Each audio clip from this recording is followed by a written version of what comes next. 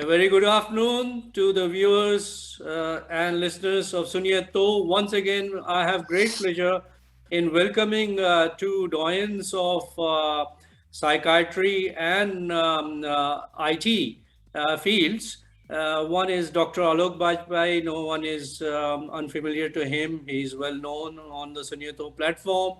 So I won't dwell with that. And Mr. Gulam Husain also has been working with us on Suniye for artificial intelligence and machine language. And it's a wonderful combination that mind and machine we are going to talk about. Basically, we have done programs earlier on this. And this time we're going to talk about some of the things that Dr. Alok Bajpai has thought up to introduce us to, some new ideas and perhaps some of the old ones which emanate from his studies, experience, and mind. And Mr. Gulam Husain is going to talk about neurosymbolics, reasoning, and the melding of mind with respect to machine language and artificial intelligence. As far as I can make out, that's in a brief I can tell our audience. The rest is up to these gentlemen. So, without further delay, I say a very good afternoon to both of you. Thank you for joining.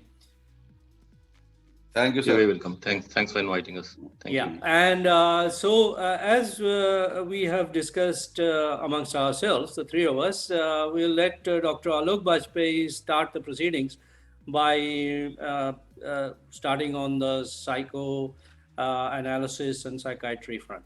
Thank you. Yeah, thank you, sir. So what I thought today that a lot of people out there would be knowing more neuroscience and more AI than me. And so I thought it is better that we first define what we are going to talk about so that it is also useful for people who may not be so well versed with the technicalities. So I will try to put it as simple, but even the simplest form would have a lot of technical terms, but that should not deter us. See, the whole thing of, it's like going back to first principle. Okay. This whole concept of neuroscience, actually the way it is being looked upon today and being worked upon arises from almost parallel with the artificial intelligence. Because the whole idea came from the neural network thing which McCulloch-Pitt brought out of weighted signals, and so that network was not a learning network. So then came a lot of other stuff, different type of explanation from Donald Hebb and Hopfield and all that. So I would just briefly like to sum up what we call thought. What is thinking after all, and so intelligence I wouldn't touch, because artificial intelligence vis-a-vis human intelligence, that it is a pretty murky ground. If you get into it, then there's no end to it. But let's talk very, very specifically about thought, and then I would leave it at a point where Gulam Bhai will map it up. So the whole concept of learning goes like, we have to go back to beginning. Beginning means when the child is born. Take an individual mind. When the child is born, it has some sense of, it has 10 to the power 11 neurons in the brain. We know this. Some of them are into a network. Some of them are forming network. Everything which goes into the mind of child, right from within the womb, from 48th day within the womb to, so I would request all of you start looking at not as a poetry, but imagine what is happening in the brain with 110 to the power 11 neuron. Every sound, every chemical, every movement of the mother, every movement of the fetus itself is causing network connections.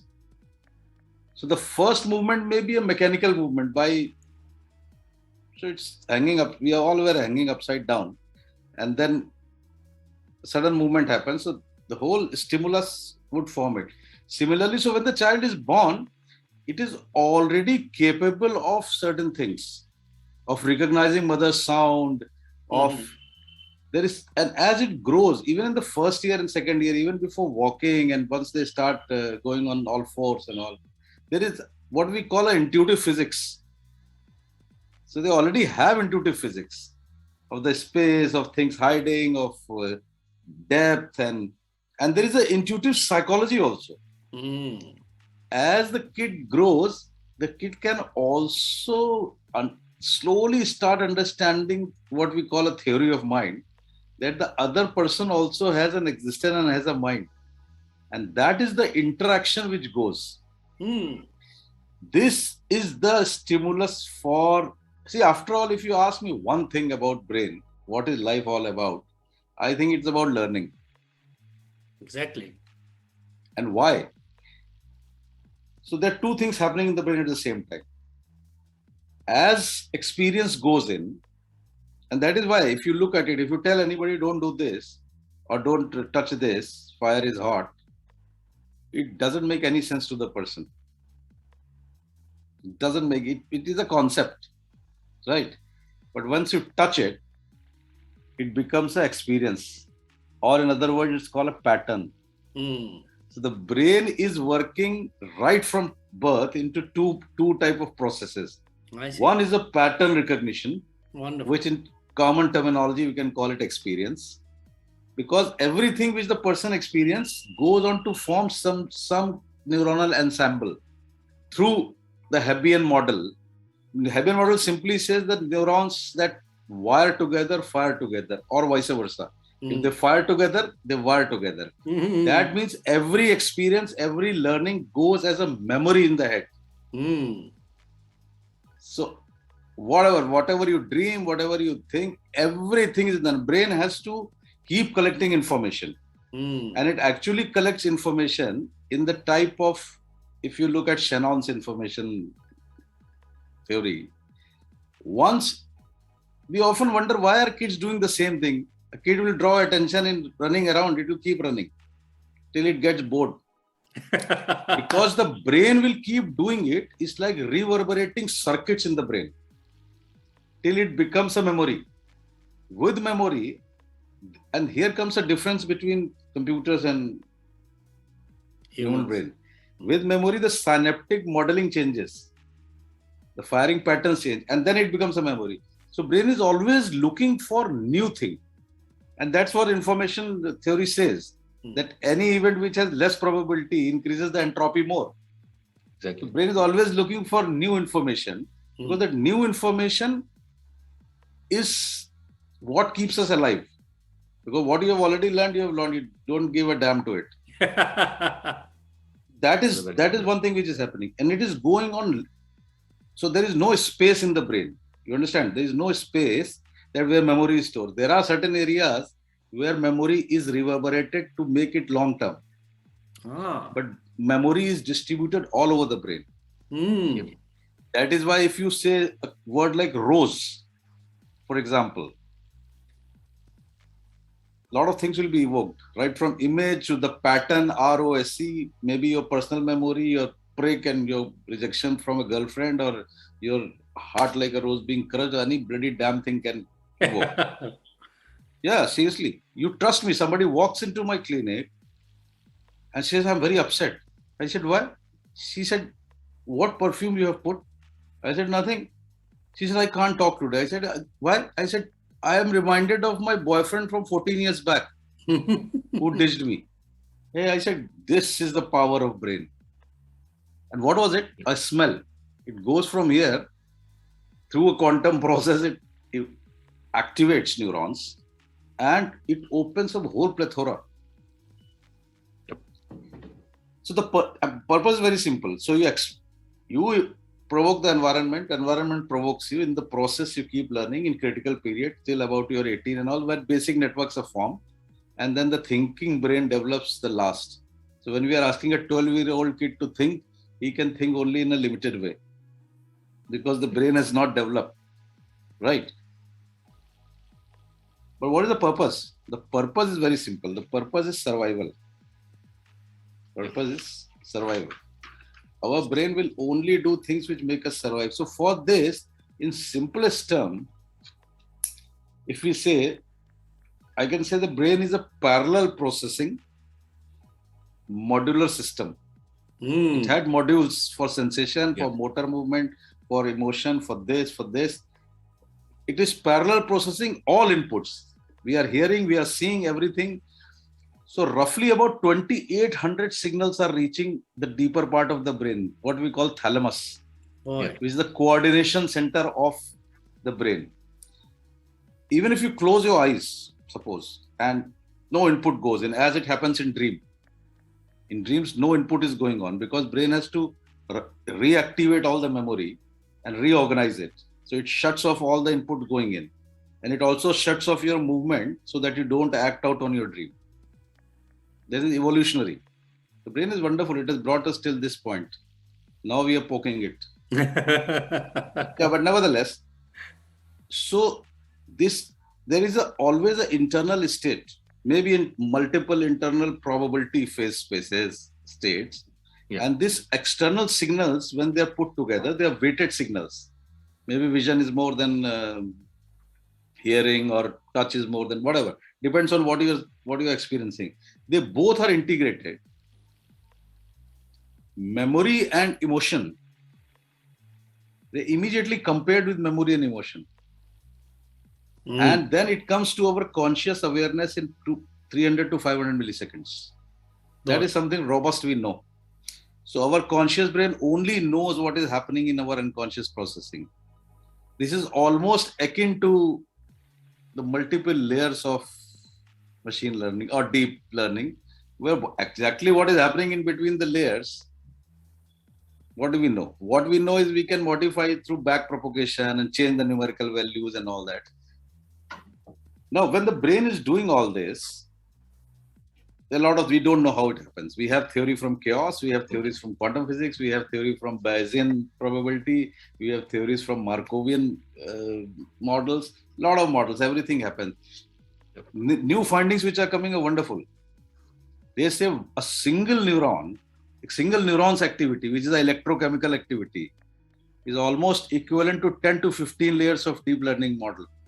Boy. That means, yes, that level of complexity. Sure. And each single neuron loses its memory in the neuronal ensemble, which goes higher to areas of brain to. Reverse engineering is very difficult.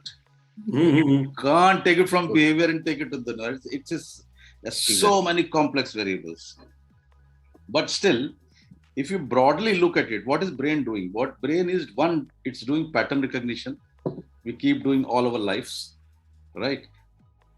And second is creating a model of the world. Representation. Whether it's a representation. Beyond this representation, from sensory areas, the bigger thing which comes in is creating a meaning of the whole world around. That differentiates human beings from animals. Even a small child is making a model. Whether it's a causal model or a correlational model is different, but brain has to keep creating frame by frame of meaning and weaving a story. So now when this happens, then the biggest question comes that, okay, we say Descartes said that I think, therefore I am. All human beings think. What is this thinking business? If you ask a lay person, he'll say, I keep thinking. Well, what are you thinking? Three important questions. One is, are thoughts only words? And when I said that, there's another thing which happens. You think, you act, there is a feedback from the environment which goes into the already stored patterns, and then you correct your action in the next thing. What in AI language is called back propagation. But brain cannot do a back propagation because brain cannot shut off anything and wait feedback will come and then I'll do. It has to be a real-time thing. So what brain has done is an error check. Now, where does this error check come from? This comes from the environment. All this morality business, all this ethics is all this error feedback checking, nothing else. Because you have learned that if I touch somebody and somebody makes a face, next time your brain will learn it will not touch. So next time you will not do. In this whole process, the brain is creating thoughts and thoughts and thoughts and whatever. This complex game is going on. This is another problem when we talk of intelligence. That means my intelligence is not only in my head. It is widespread with the people with whom I'm interacting in the environment. So human beings' intelligence probably is no more in the head. It's a very, very collective intelligence in which our machines will also become a part of it. Yeah. But then again, the basic question, what is thought? I think the way I understand neuroscience, we have a very, very restricted view of thought. The restricted view of thought is that it is words. But when brain is processing information, it is taking in memory, it is taking in images, it is taking in emotion. Even the best of our thought, when we think we are very, very rational, are already laced with emotions. Yeah. Trust me. So that means thought, what we call thought is all emotion, images, everything is a thought. Smells. It can be weighted. It can be words sometime, it can be this, but it's still a thought. So if you bifurcate this, then we come to the man who has popularized all type of thinking, Daniel Kahneman. Yeah. With his system 1 and system 2. We always knew the system 1 and system 2 in biology, but he brought it to the world and behavior and systems and all that. So everybody knows it. What we knew, now we can map it back. System 1 is the intuitive, reflexive, fast thing where you think and act and whatever. System 2 is where you have to slow, complex thinking, focus thinking, attention. You have to put attention, and you have to take a will that you have to decide to do that. And there's a lot of abstraction, judgment, all that stuff goes in. We always knew these things. If you map it down to biology, first was a reflexive thought. Yeah. Reflexes often bypass our thinking in this part of the brain. Yeah, you do it immediately. So when we meet, we cross somebody on the road, people smile. It happens more in Australia and America. India में तो ज़्यादा हंसते नहीं लोग. मतलब अनजाने आदमी को देख के नहीं मुस्कुराते. पता नहीं क्या ट्रेनिंग हो गई इनकी. But nevertheless, होता है ऐसा. But the moment this casual smile, which is a very system 1 thinking, there is a human being who is like me. There is a lot of mirror neurons in the brain. We learn from mirror neurons. If you become sad, I become sad. So this is also a thought. Brain is continuously thinking, because if it has to correct your oxygen, your salt levels, your thirst. So thirst is a signal. You going and getting water is your act.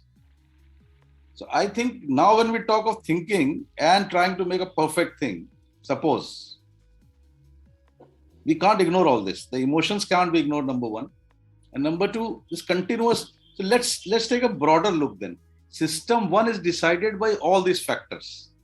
Yep. Emotional, your physiological need, it will push you to doing that. That is survival. System 1 is survival thing. System 2 is the achievement thing. Yeah. Then when I say that, okay, I have smiled at you, maybe 2 enemies meet, they smile, and after that they start blasting each other. That is system 2. That we sit, we argue, we carefully plan, and we weigh our words, what I'm going to say to you and all. Yeah. That is system 2. Yeah. So let me clarify for people that they're not 2 separate parts of brain. They're the same set of neurons, same processes. It is a matter of speed and the stimulus which is provoking it. Yeah. This is the fine-tuning of brain, the way it decides whether it's going into system 1 thinking or system 2. Some people can train themselves. I think Mahatma Gandhi trained himself. Even with the gun, he would not scare. He would still get into system 2 thinking. So system 2 thinking is a lot of training and skill sets and all that, whatever we know. So, that is the state of affairs. As far as the language which Gulam Bhai is going to talk, brain also works with generalizations, which I don't know. The machine learning is also coming to generalizations. Or at the end of it, it has to generalize effects. Yeah. These are the big questions for AI. Big question is the brain generalizes, makes stories, makes concept. Where neurosymbolic AI comes in. Yeah. The generalization is the meaning of it all, and it does it with prediction and anticipating the next movement, inference and predictive coding and all that. So this is broadly in shortest way I can tell you. So I'll leave it to Gulam Bhai with one question. Yeah. Now, obviously, this whole urge of making a machine smarter is coming from human mind only. But I often wonder, why is human mind, why do they want to do it? Are they saying, somebody would have said this in his mind, has not told us actually. Are they saying that evolution has brought this way of physics to us till now, and we are not able to think perfectly? I agree, brain does not make an ideal judgment or decision. Actually, it's about decision making. All the prediction and inference, brain makes the best decision in system one thinking for you to survive. Yeah. When you're doing a slower thinking, then you can do an ideal decision. So are we saying that this is an imperfect evolution? We are going to make a thing which will think perfectly and take the ideal decision in all situations. One.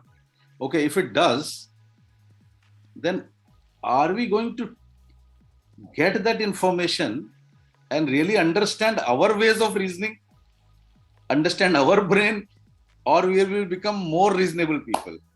So anyway, I'll leave it at this for you, and then we'll discuss if there's anything. Wonderful. That's a great introduction to very deep set of activities that the mind goes through.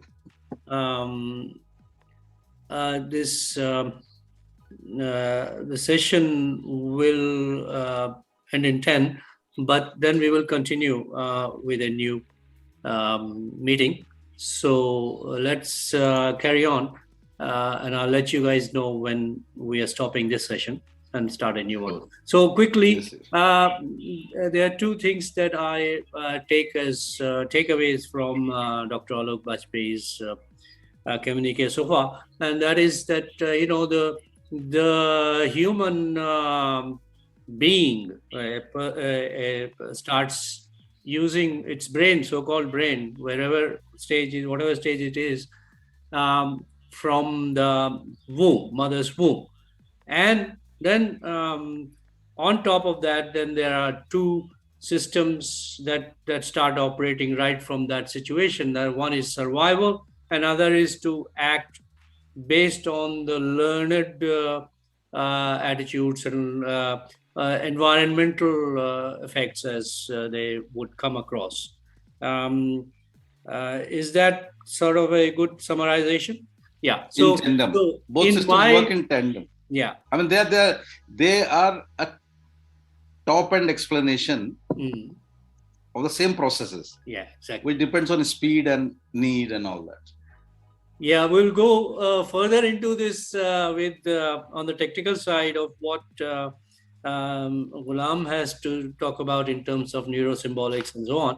But before we move on to that, it just reminds me of a unit I did in my Master of Engineering Management, and that was in the psychology. They talk about nature and nurture.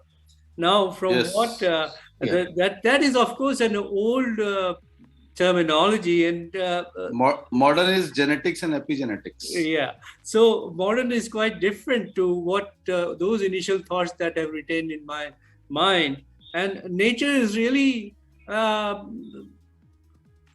the only thing. The nurture starts acting on it right from the womb, as it were. Yes. So nature and nurture by themselves cannot be separated. They have to be together. And who knows? And the other point that Dr. Bajpai raised, why are we doing this? And my simple answer is that coming from the IT background is that, we like to automate, and Gulam will enlighten us some more on that. We, from the commercial point of view, which is most of my life I worked in commercial industry, we like to automate things so that the mundane work can be done by machines, and the more brainy work can be done by those people who manage those machines and people who develop even better machines and so on. So, with those thoughts, I'll hand over to Ghulam Mm. to start his part of this session. Thank you.